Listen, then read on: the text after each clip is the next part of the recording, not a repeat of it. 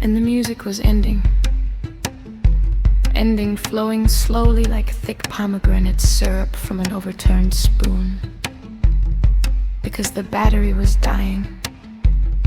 The little lithium soul of Dad's old player was flying off to the heaven for electronic devices.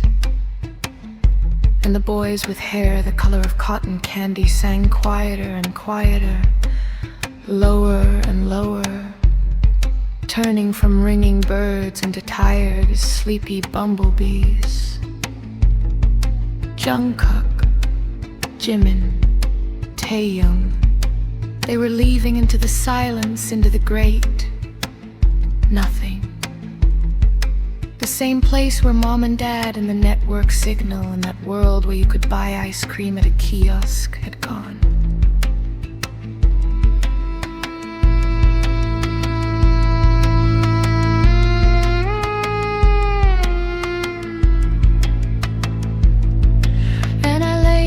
Thinking how strangely the world is arranged.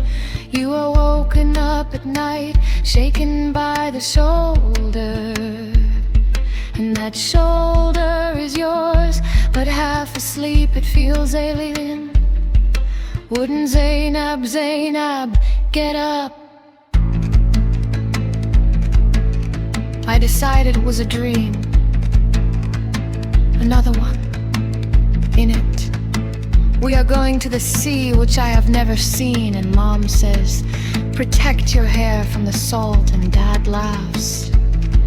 But I still try to hide under the pillow. If I don't see, maybe I won't be seen either. Nazrin was shaking me, Nazrin, my sister, sharp as a shard of a mirror. She was saying, get up, get up, we are leaving. We are playing hide and seek, but we weren't playing.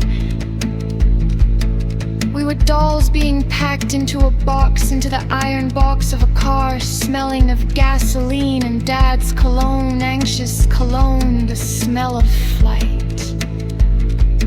And we drove through the night, which was black as a blind man's pupil, and the headlights snatched chunks of the desert from the dark was thorn bush stone, and that was the rhythm of fear. The city was left behind like a book slammed shut in the middle. Ahead was the road and the black steppe with the little glowing houses, breakfast for bombs. The sky hung low like Grandma's wardrobe, behind which it was scary to hide as a child. Dad was silent, Mom was silent. They were statues molded from salt and ash. They looked ahead to where the horizon was burning, not from the sun, but from something else, evil and bright. And I sucked on a mint candy, and it was bitter because fear changes the taste of things, changes the taste of saliva, changes the taste of time.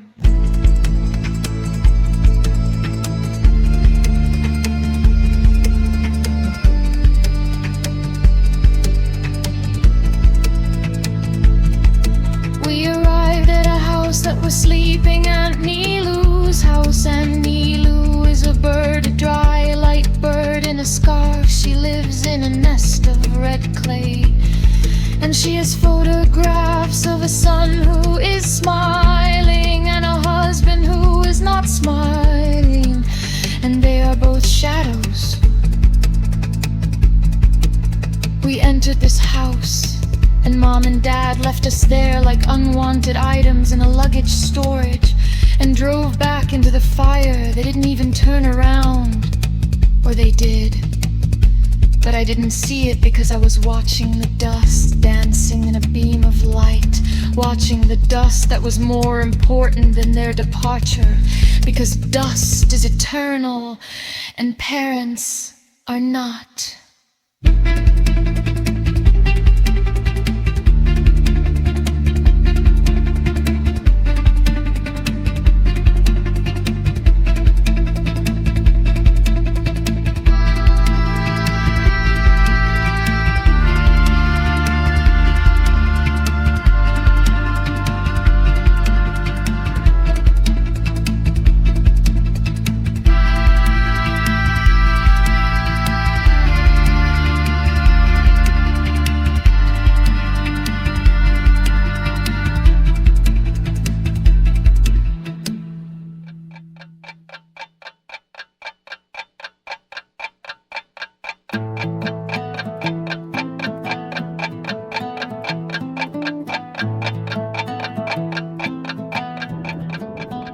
And then he came, Zaire the soldier with eyes the color of cold tea.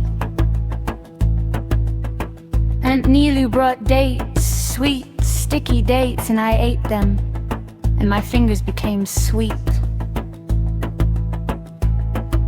And I thought, here he is, the prince of the desert, he has come to save us. Or maybe he's just bored, standing at his post, staring into the void. He was beautiful, with such a sad, dusty beauty, like an old mosque he forgot to restore. I looked at him, and inside me, a flower blossomed, a paper flower, rustling and tender. I wanted to tell him, Zahir, look, I am here. I know all the love songs by heart. I know how to bake bread. I know how to be silent. But he wasn't looking at me. No, he was looking at Nazrin, at my sister. A prickly Nazrin who walked around in wide trousers and stung as if words were needles, and she wanted to sew up the hole in the sky with them. He looked at her the way one looks at water in a drought, with thirst, with pain. He saw a strand of her hair escape, black, shiny bellies, and he blushed, poor Zah. He blushed through his tan and looked away, but then looked again. And she pretended she didn't care, that she was above this, that she was a doctor, a cynic, a reporter of the end of the world. But I saw how she adjusted her scarf, how she laughed, a little louder than necessary, a little higher than usual. She liked that he was looking. She liked being water.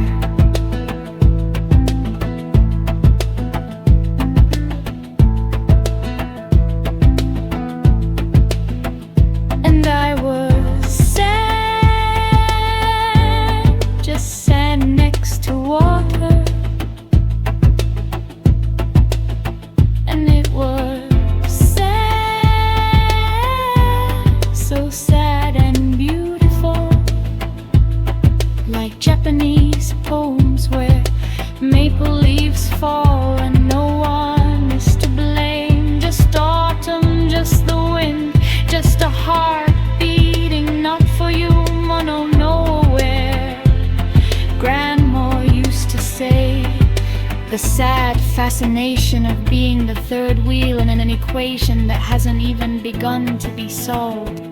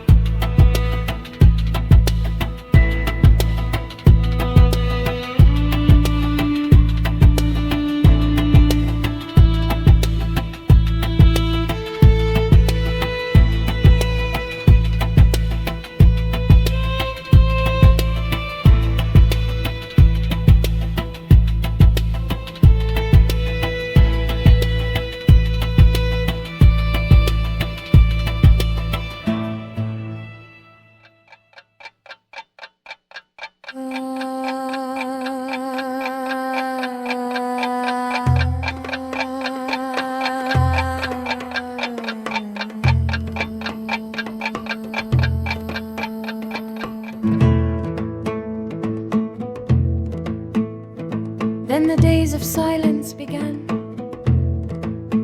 The silence was cottony dense, it clogged the ears. Phones died, the internet was gone. My Korean boys were left alone in their distant country, and I didn't know if they were alive, if they were singing, or if the shadow had covered them too. We were like fish forgotten on the shore after the tide. For a while they still opened their mouths, not understanding why the air doesn't work like water. Nasrin was angry. She paced the room like a tiger in a cage. She shuffled through General Alavi's papers. Rustle, rustle, rustle, rustle, a solitaire of other people's lives. Vulnerability, she said viciously. We are all vulnerabilities. We are bugs. We are bars.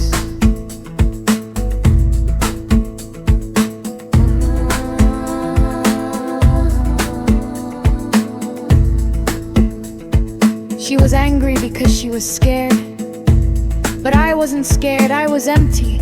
Emptiness is when you wait for a call and the phone is just a piece of plastic and glass, a black brick, a tombstone for connection.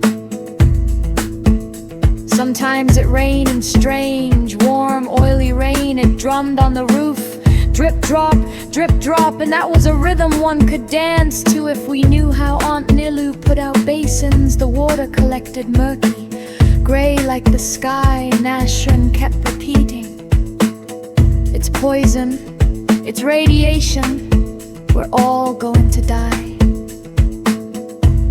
The rain turned dust into mud, smell into rust, thoughts into silence. There was something soothing and something terrifying in it, simultaneously, like in the hands of a doctor during surgery.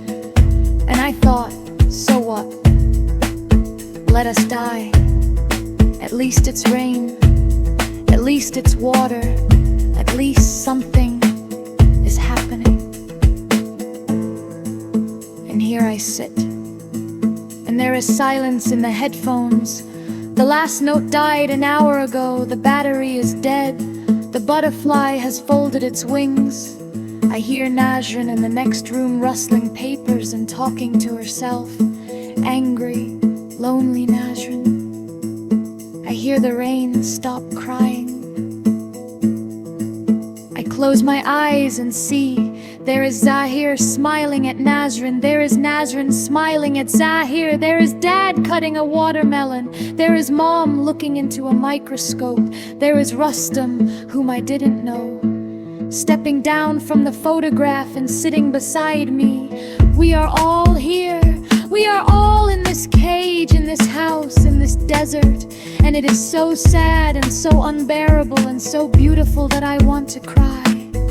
But there are no tears, only dry sand in my throat and the memory of music that will be no more.